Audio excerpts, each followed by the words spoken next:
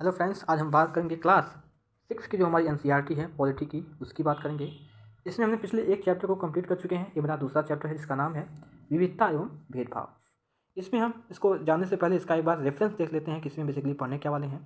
इसमें हम बात करेंगे कि जो हमारे देश को विविधताओं वाला देश कहा जाता है, ये क्यों कहा जाता है, जो पूर्वाग्रह की स्थिति है वो हमारे समाज में किस प्रकार फैली हुई है, ग्रामीण लोगों की जो स्थिति है, जैसा कि शहर के लोग सोचते हैं कि ग्रामीण में लोग कैसे रहते हैं, उनके बारे में जानेंगे।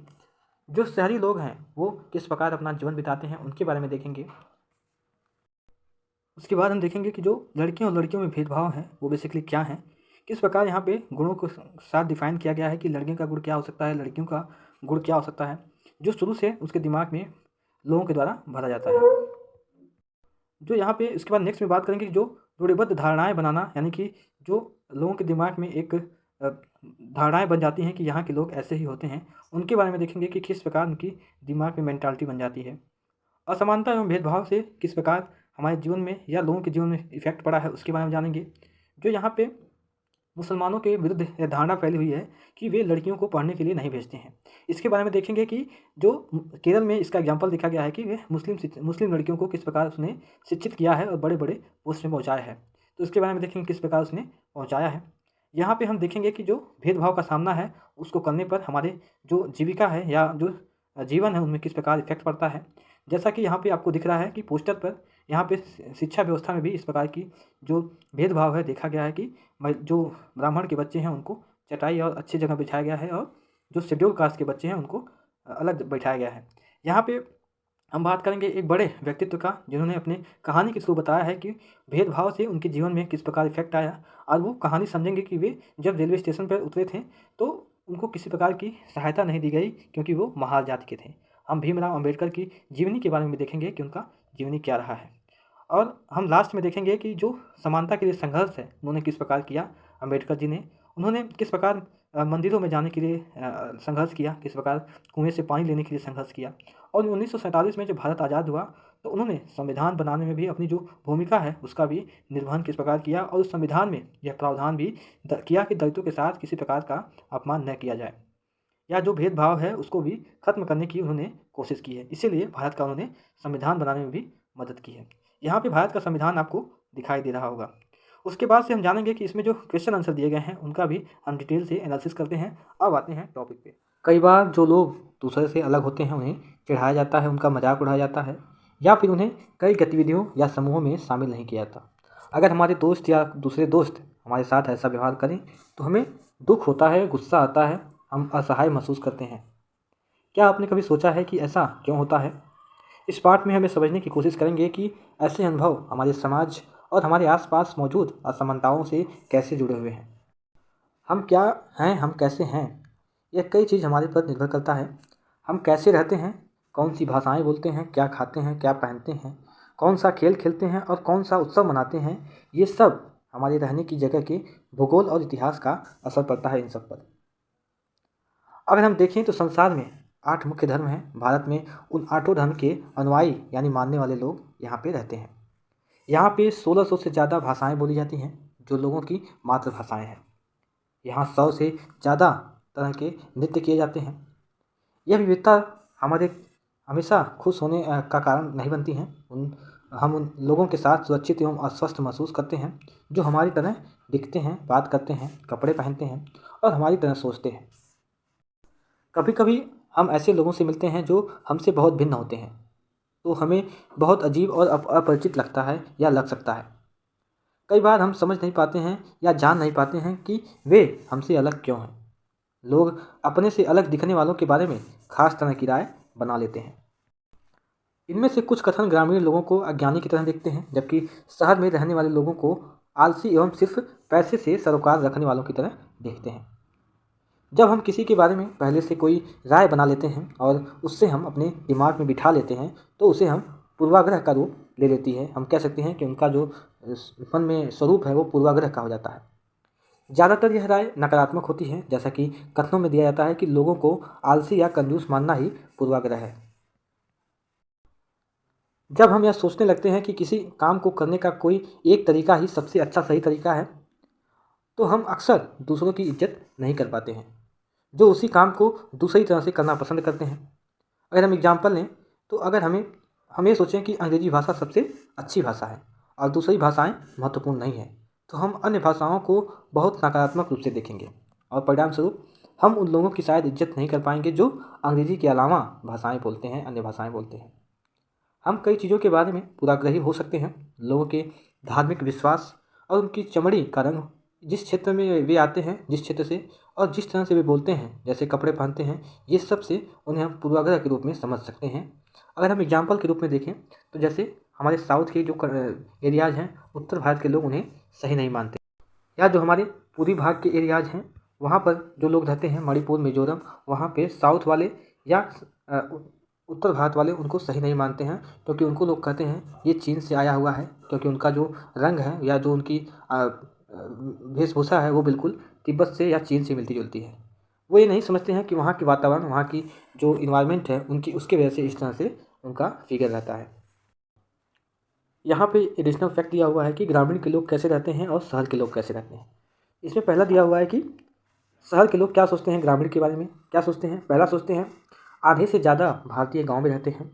गांव के लोग आधुनिक प्रौद्योगिकी का इस्तेमाल करना पसंद नहीं करते हैं। फसल की बुआई और कटाई के समय परिवार के लोग 12 से 14 घंटे तक काम करते हैं।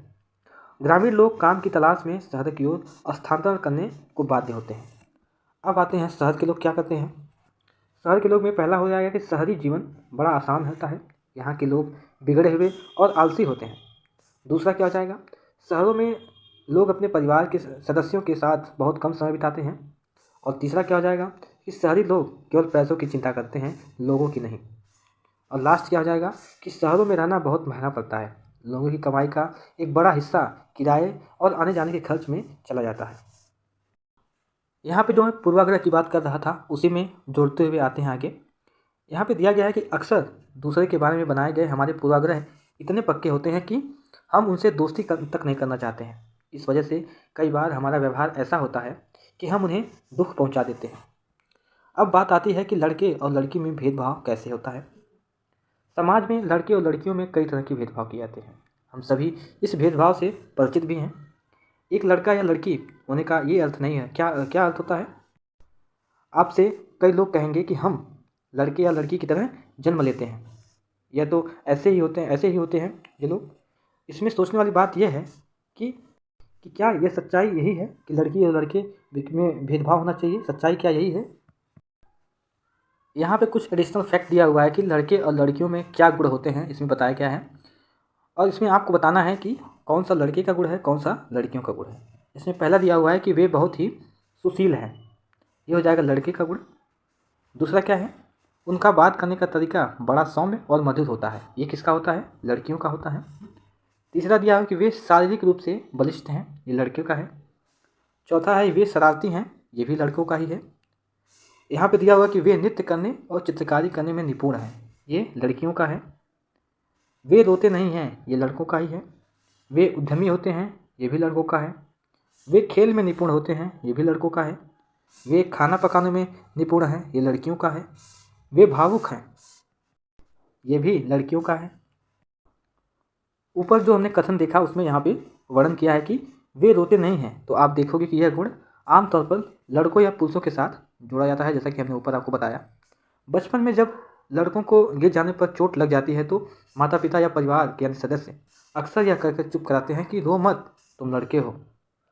लड़के बहादुर होते हैं, रोते नहीं हैं। जैसे जैसे बच्चे बड़े होते जाते हैं वे यह विश्वास करने लगते हैं कि लड़के रोते नहीं हैं। यहाँ तक कि अगर किसी लड़के को रोना आए तो वह अपने आप को रोक लेता है। लड़का यह मानता है कि रोना कमजोरी की निशानी होती है। हालांकि लड़कों और लड़कियों दोनों का कभी कभी रोने का मन करता है, खासकर जब उसे गुस्सा आए या दर्द हो। लेकिन बड़े होने तक लड़के सीख जाते हैं या अपने आप को सिखा लेते हैं कि रोना नहीं है। अगर एक बड़ा लड़का रोए तो उसे लगता है कि दूसरे उसे चिढ़ाएंगे या उसका मजाक बनाएंगे, इसलिए वह दूसरों के सामने रोने से अपने आप को रोक लेते हैं। हम लगातार यह सुनते रहते हैं कि लड़के ऐसे होते हैं और लड़कियां ऐसी होती हैं। समाज की इन मान्यताओं को हम बिना सोचे समझे मान लेते हैं। हम विश्वास कर लेते हैं कि हमारा व्यवहार इनके अनुसार ही होना चाहिए। हम सभी लड़कों और लड़कियों को उसकी छवि के अनुरूप देखना चाहिए। यहाँ पे एक एडिशनल फैक्ट दिया हुआ है। क्या दिया है? वे कोमल एवं मृदु स्वभाव की हैं, वे बहुत ही सुशील हैं। ऐसे कथनों को लेकर उन पर चर्चा किया जाता है कि ऐसे लड़कियों पर ही केवल लागू होता है, ये गुण होते हैं केवल लड़कियों का ही होती हैं, और ये लड़कों पर लागू नहीं होता है, ऐसा इसमें भी बताया जाता है कि ये जो गुण है केवल लड़कियों का है, वे ही केवल कोमल हैं, इनका स्वभाव ही केवल मृदुल है। अब नेक्स्ट में बात आती है कि रूढ़िबद्ध धारणाएं बनाना। जब हम सभी लोगों को एक ही छवि में बात देते हैं, हम सभी लोगों को जब एक ही छवि में बात देते हैं या उनके बारे में पक्की धारणा बना लेते हैं, तो उसे हम रूढ़िबद्ध धारणा कहते हैं। कई बार हम किसी खास देश, धर्म, लिंग के होने के कारण किसी को कंजूस, अपराधी या बेवकूफ़ ठहराते हैं। ऐसा दरअसल उनके बारे में मन में एक पक्की धारणा बन जाती है कि ये लोग ऐसे ही होंगे। हर देश, धर्म आदि में हमें कंजूस, अपराधी, बेवकूफ़ लोग मिल ही जाते हैं, सिर्फ इसलिए कि कुछ लोग उस समूह में वैसे ही हैं। पूरे समूह के बारे में ऐसा राय बनाना वाजिब नहीं है। इस प्रकार की धारणा हमें प्रत्येक इंसान को एक अनोखे और अलग व्यक्ति की तरह देखने से रोक देती है। हम यह नहीं देख पाते कि उस व्यक्ति के अपने कुछ खास गुण और क्षमताएं हैं जो दूसरों से अलग हैं। रूढ़िबद्ध धारणाएं बड़ी संख्या में लोगों को एक ही प्रकार के ढांचे में जड़ देती हैं। जैसे माना जाता था कि हवाई जहाज़ उड़ाने का काम लड़कियां नहीं कर सकती। इन धारणाओं का असर हम सब पर पड़ता है। कई बार ये धारणाएं हमें ऐसे काम करने से रोकती हैं जिनको करने की काबिलियत शायद हम में हो। अब नेक्स्ट में टॉपिक आता है कि असमानता एवं भेदभाव। भेदभाव तब होता है जब लोग जो है पूर्वाग्रह एवं रूढ़िबद्ध धारणाओं के आधार पर व्यवहार करते हैं। अगर आप लोगों को नीचा दिखाने के लिए कुछ करते हैं, अगर आप उन्हें कुछ गतिविधियों में भाग लेने से रोकते हैं, या किसी खास नौकरी को करने से रोकते हैं, या किसी मोहल्ले में रहने से रोक देते हैं, या कुएं के पानी, हैंडपंप यानी कि पानी लेने से भी रोक देते हैं, और दूसरे द्वारा इस्तेमाल किए जा रहे कप या गिलास में चाय नहीं पीने देते हैं, इसका मतलब यही है कि आप उसके साथ भेदभाव कर रहे हैं। अब भेदभाव का मतलब आई होप आपको क्लियर हो गया होगा इतनी सारी बातों को लेकर के, कि कुएं से पानी नहीं भरने देना, किसी खास मोहल्ले में रहने नहीं देना, किसी खास नौकरी में नहीं जाने देना, इन सारी गतिविधियों में जाने से रोकना ही भेदभाव कहलाता है। क्लियर है? भेदभाव कई कारणों में से हो सकता है। यदि आप देखें तो हमने पिछले क्लास में पढ़ा था कि समीर 1 और समीर 2 की जो कहानी थी, यानी क्लास 1 का चैप्टर हमने इसको कंप्लीट कर चुके हैं, जाके आप देख सकते हैं। तो क्लास 1 इसमें दिया था समीर 1 समीर 2 की जो कहानी थी वह एक दूसरे से भिन्न थे, लेकिन उनका धर्म भी अलग अलग था। यह विविधता का एक पहलू है, पर भेदभाव का कारण भी बन सकता है। ऐसा तब होता है जब लोग अपने से भिन्न प्रथाओं और रिवाजों को निम्न कोटि का मानते हैं। दोनों समीर में एक और अंतर उनकी आर्थिक पृष्ठभूमि का था। समीर 2 जो था वो गरीब था। यह तो असमानता है। बहुत लोगों के पास अपने खाने, कपड़े और घर की मूल ज़रूरतों को पूरा करने के लिए साधन और पैसे नहीं होते हैं। इस कारण दफ्तरों, अस्पतालों, स्कूलों आदि में उनके साथ भेदभाव किया जाता है। कुछ लोगों को विविधता और असमानता पर आधारित दोनों ही तरह के भेदभाव का सामना करना पड़ता है। एक तो इस कारण कि उस समुदाय के सदस्य हैं जिनकी संस्कृति को मूल्यवान नहीं माना जाता है। ऊपर से यदि वे गरीब हैं तो उनके पास अपनी ज़रूरतों को पूरा करने के साधन नहीं होते हैं। इस आधार पर भी उनके साथ भेदभाव किया जाता है। ऐसे दोहरे भेदभाव का सामना कई जनजातीय लोगों, धार्मिक समूहों और ख़ास क्षेत्र के लोगों को करना पड़ता है। यहाँ पे एडिशनल फैक्ट दिया गया है। क्या है? कुछ मुसलमान के बारे में आम रूढ़िबद्ध धारणा है कि वे लड़कियों को पढ़ाने में रुचि नहीं लेते हैं, इसलिए उन्हें स्कूल नहीं भेजते हैं। जबकि अध्ययन यह दिखा रहे हैं कि मुसलमान की गरीबी इसका एक महत्वपूर्ण कारण है। गरीबी की वजह से वे लड़कियों को स्कूल नहीं भेज पाते हैं या स्कूल से जल्दी निकाल लेते हैं। जहाँ पर भी गरीबों तक शिक्षा पहुँचाने का प्रयास किए गए हैं, वहाँ मुस्लिम समुदाय के लोगों ने अपनी लड़कियों को स्कूल भेजने में रुचि दिखाई है।